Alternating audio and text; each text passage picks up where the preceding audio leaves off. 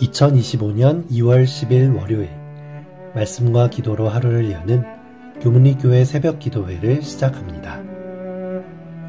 함께 기도하겠습니다. 하늘에 계신 아버지 하나님, 저희들에게 새 한 주를 허락하시고 주님의 말씀으로 시작할 수 있도록 하여 주신 은혜 감사드립니다. 오늘도 저희 앞에 놓인 수많은 선택들을 마주합니다. 저희가 선택을 내릴 때에 세상의 유행을 따라가거나 경제성, 효율성을 따지며 세상의 기준대로 선택하지 말게 하시고 하나님의 뜻을 구하며 하나님 나라의 원칙을 따라 선택할 수 있는 참된 성도들이 될 수 있도록 하나님 함께하여 주시옵소서. 저희들은 연약하여 자주 실패하지만 완전하신 하나님의 지혜와 능력을 구하며 동행함으로 승리할 수 있도록 하여 주시옵소서. 예수님 이름으로 기도드리옵나이다. 아멘. 성도 여러분 안녕하십니까? 이번 주는 한 주간 부조와 선지자 55장 아이 사무엘 파트를 함께 읽어보면서 기도로 주님 앞에 나아가려고 합니다. 오늘은 그 첫 번째 시간, 성도의 선택 그리고 영향력입니다. 하나님의 말씀 사무엘상 1장 1에서 2절 말씀을 보시겠습니다. 에브라임 산지 라마다임 소빔에 에브라임 사람 엘가나라 하는 사람이 있었으니 그에게 두 아내가 있었으니 한 사람의 이름은 한나요 한 사람의 이름은 브닌나라. 브닌나에게는 자식이 있고 한나에게는 자식이 없었더라. 이번 주 부조와 선지자에서는 사무엘의 부모였던 엘가나와 한나의 이야기에서부터 시작이 됩니다. 사무엘의 아버지였던 엘가나는 에브라임 산지에 사는 레위 사람이었고 부요하고 영향력 있는 사람일 뿐 아니라 여호와를 사랑하고 경외하는 사람이었습니다. 그의 아내인 한나 역시 매우 온유하고 겸손하며 열심 있고 고상한 믿음으로 경건한 품성을 가진 여인으로 그려지고 있습니다. 하지만 이 경건한 가정에 문제가 있었는데 부모의 간절한 기도에도 불구하고 아이가 없었다는 것이었습니다. 자녀의 축복을 간절히 바라는 이 가정에게 어떤 선택권이 있었을까요? 하나님의 방법대로 끝까지 하나님의 약속을 붙들며 기도하는 방법이 있었겠지만 그들은 세상의 방법을 따라갔습니다.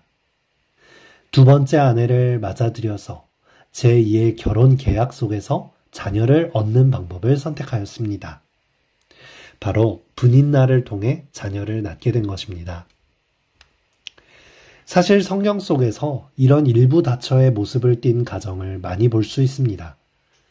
아브라함도 사라에게서 아이를 낳을 수 없자 몸종이었던 하갈을 통하여 이스마엘을 낳았고 야곱도 레아와 라헬 두 명의 아내를 들였을 뿐 아니라 그들의 몸종 실바와 빌하를 통해서도 자녀를 출산하는 모습을 보게 됩니다.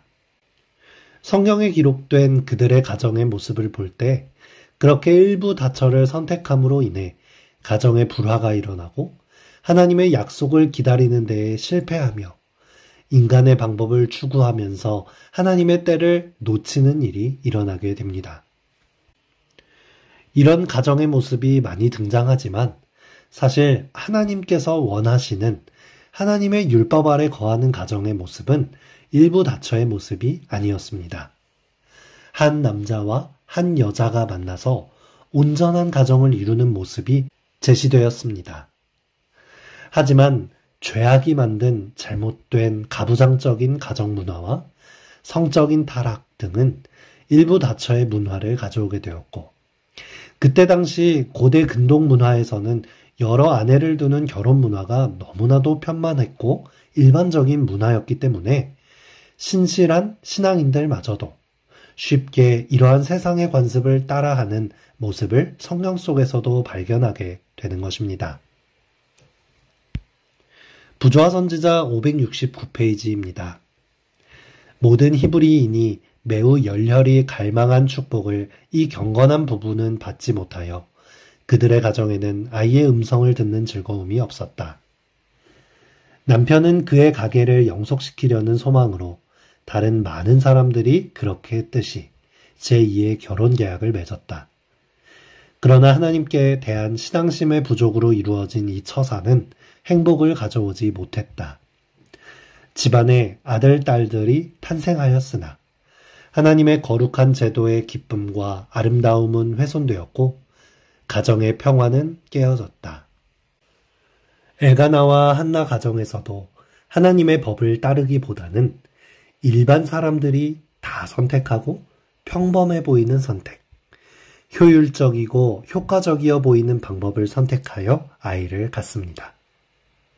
결과적으로 그들이 원하는 아이를 가졌을지는 모르지만 그 때문에 우선순위에서 하나님의 율법이 뒤로 밀려났을 때 그들의 가정의 평화가 깨어지는 결과를 얻게 됩니다. 아이를 낳은 두 번째 부인인 엘가나는 한나를 매우 멸시하며 질투했고 그 사이에서 일어나는 관계적인 갈등은 엘가나의 가정의 기쁨을 빼앗아가는 일들이 되어버린 것이죠. 우리들 역시 여러 가지 문제 속에서 이러한 유혹을 받을 때가 많을 것입니다. 어떤 문제를 해결하기 위하여 하나님의 뜻과 방법대로 선택하는 것이 아니라 세상 사람들이 일반적으로 선택하는 방식, 더 경제적이고 효율적이어 보이는 방식을 따라 선택하는 것이죠. 하나님의 방법은 유별나 보이지만 세상의 방식은 평범해 보이고 일반적이어 보입니다. 이러한 유혹들을 이기지 못하고 하나님의 율법을 뒤로 미루고 세상적인 기준으로 선택하는 것입니다. 하나님을 믿는 참된 성도들이라면 중요한 선택을 내릴 때에 하나님의 뜻을 가장 우선순위에 놓고 선택하는 것을 가장 중요하게 여겨야 할 것입니다. 오늘 우리가 생각해 봐야 할 것은 특별히 가정에서 내린 선택은 그저 개인의 가정 내에서 끝나지 않는다는 것입니다. 사회 구성의 가장 기본 단위가 되는 가정의 결정은 개인에게서 끝나는 것이 아니라 사회에 영향을 미치게 됩니다. 우리는 사회에서 일어나는 많은 문제나 범죄가 가정에서 올바른 사랑과 돌봄을 받지 못하여 생긴 잘못 형성된 품성에서부터 비롯되는 것을 자주 접하게 됩니다. 그만큼 개인과 가정의 선택은 중요한 것이죠. 또한 성도의 가정에서 선택한 영향력은 교회와 예배에도 영향을 끼치게 됩니다. 부조화 선지자는 이렇게 기록합니다. 그의 가정에 저주를 가져온 악한 정신이 하나님을 예배하는 거룩한 축제에까지 침입하였다. 성도의 가정에서 하나님의 뜻이 아닌 세상적인 기준으로 선택했을 때 그 성도가 끼치는 잘못된 영향력은 우리가 믿는 하나님의 품성을 잘못 드러내게 하며 교회와 예배에도 영향을 끼칠 수밖에 없습니다. 우리가 전하는 복음을 곡해하는 결과를 만들 수도 있는 것입니다. 내 개인의 선택, 우리 가족의 선택이 단지 개인적으로 끝나는 것이 아니라 참된 그리스도인이라면 그 선택이 끼칠 영향력까지도 생각할 수 있는 지혜를 가질 수 있게 되기를 간절히 바라겠습니다. 이 아침 함께 기도할 제목입니다. 새로운 한 주일 말씀 안에 승리하고 기도하는 한 주 될 수 있도록 하나님의 율법을 가장 우선순위에 둔 선택을 할 수 있는 믿음 갖도록 나의 선택이 끼치는 영향력에 대해서도 생각할 수 있는 마음 갖도록 군 복무 중인 재림 군인들을 위하여 3040 가정연합 스키캠프를 가 있는 가정들과 자녀들을 위해 이 시간 함께 기도하겠습니다.